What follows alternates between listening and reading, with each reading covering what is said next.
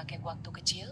Indonesia tuh kaya banget sama cerita rakyat yang udah diceritain turun-temurun. Seru buat didengar, tapi juga penuh pesan moral yang bisa bikin kita lebih bijak dalam kehidupan sehari-hari. Ngomongin soal cerita rakyat, ada nih seorang ahli folklore terkenal, Alan Dundes, dalam bukunya yang berjudul The Meaning of Folklore.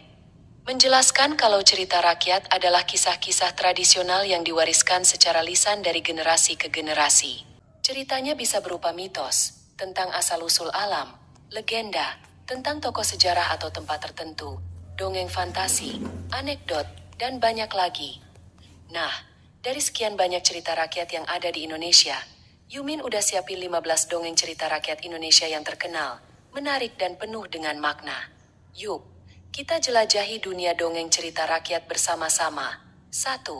Cerita rakyat Malin Kundang, Sumatera Barat. Dongeng cerita rakyat yang pertama adalah cerita Malin Kundang. Kita bercerita tentang seorang anak yang bernama Malin Kundang. Malin hidup bersama ibunya di sebuah desa pesisir pantai Sumatera Barat. Setelah beranjak dewasa, Malin merantau ke kota dengan tujuan agar mendapatkan kehidupan yang lebih baik. Setelah beberapa tahun, Malin Kundang kini sudah sukses dan hidup berkecukupan di kota. Bahkan dia sudah menikah dengan putri dari seorang bangsawan. Setelah menikah, istri Malin Kundang yang sedang hamil menginginkan untuk berlibur ke pantai. Karena sangat mencintai istrinya, Malin Kundang dan istrinya pergi berlibur ke pantai dan ternyata pantai tersebut adalah desa di mana ibu Malin Kundang tinggal. Setibanya di pantai, ibu Malin Kundang yang sudah bertahun-tahun tidak bertemu anaknya melihat dari kejauhan bahwa Malin Kundang datang dan langsung menghampiri dan memeluknya. Ketika hal tersebut terjadi, Malin Kundang merasa malu dan tidak mau mengakui ibunya yang berasal dari desa. Sempat terjadi perdebatan hebat antara mereka. Ibu Malin Kundang pun kemudian merasa sedih sekaligus marah karena anaknya kini tidak mengakui dirinya sebagai ibu Malin Kundang. Ibu Malin Kundang yang murka kemudian berdoa dan mengutuk Malin Kundang menjadi batu. Sembari menyesali perbuatannya yang sudah terlambat, Malin Kundang menunduk dengan posisi bersujud dan perlahan-lahan tubuhnya berubah menjadi batu. Melalui dongeng cerita rakyat Malin Kundang ini, anak-anak belajar agar tidak durhaka dan bersikap lebih menghormati dan menghargai orang tua mereka. 2. Dongeng cerita rakyat legenda Danau Toba, Sumatera Utara. Dongeng cerita rakyat yang kedua masih berasal dari Sumatera Barat, yaitu legenda Danau Toba. Kisah ini menceritakan tentang seorang pemuda yang bernama Toba yang hidup sederhana dengan bekerja di ladang setiap harinya. Pada suatu hari, Toba pergi memancing ikan di sebuah sungai. Dari hasil memancing tersebut, Toba mendapatkan sebuah ikan yang memiliki warna kuning keemasan. Saat Toba melepaskan mata kail dari mulut ikan tersebut berubah menjadi seorang wanita yang cantik. Wanita tersebut kemudian memperkenalkan dirinya. Wanita cantik jelita tersebut bernama Putri. Toba sangat jatuh cinta pada Putri dan memintanya untuk menikah.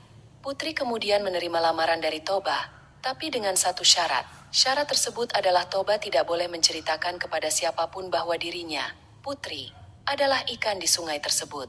Toba kemudian menyanggupi permintaan tersebut. Setelah menikah, mereka berdua hidup secara sederhana dan penuh kebahagiaan.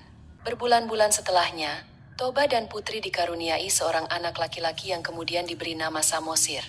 Seiring berjalannya waktu, Samosir ternyata tumbuh menjadi pribadi yang pemalas dan cukup nakal. Samosir sehari-harinya hanya bermain-main dan bermalas-malasan saja. Selain itu, Samosir juga memiliki nafsu makan yang tinggi. Suatu ketika, Putri meminta Samosir untuk mengantarkan makanan ke ayahnya di ladang. Karena malas, Samosir merasa terpaksa melakukan hal tersebut. Di tengah perjalanan, Samosir merasa sangat lapar. Karena merasa sangat lapar, Samosir memakan makanan yang seharusnya diberikan pada ayahnya, Toba.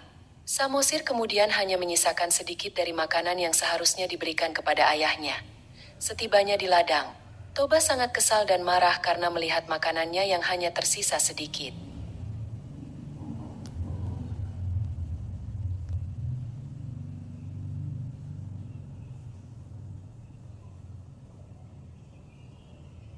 Dengan emosi marah tersebut, Toba membentak Samosir dan berkata, "Anak tidak tahu diuntung, dasar kau anak keturunan ikan." Samosir yang sangat ketakutan dan sedih tersebut pulang dan menceritakan apa yang terjadi kepada ibunya. Ibunya yang mendengar cerita tersebut merasa sangat sedih. Karena ternyata Toba telah melanggar janjinya, Putri dan Samosir kemudian berpegangan tangan, dan keduanya pun menghilang secara tiba-tiba. Tak hanya itu, dari setiap jejak langkah Samosir terus muncul air dalam jumlah yang sangat banyak sehingga menenggelamkan wilayah di sekitarnya termasuk Toba. Cerita Danau Toba mengajarkan kepada kita bahwa pentingnya kejujuran dan menepati janji yang sudah dibuat. Dalam kasus ini, Toba melanggar janji dengan menyebut asal-usul Putri sebagai ikan. Selain itu, cerita ini juga mengajarkan pentingnya untuk menghormati orang tua. Ketidaktaatan Samosir kepada perintah ayahnya menjadi salah satu pemicu terjadinya bencana. Penting untuk selalu menghormati dan mentaati orang tua. 3.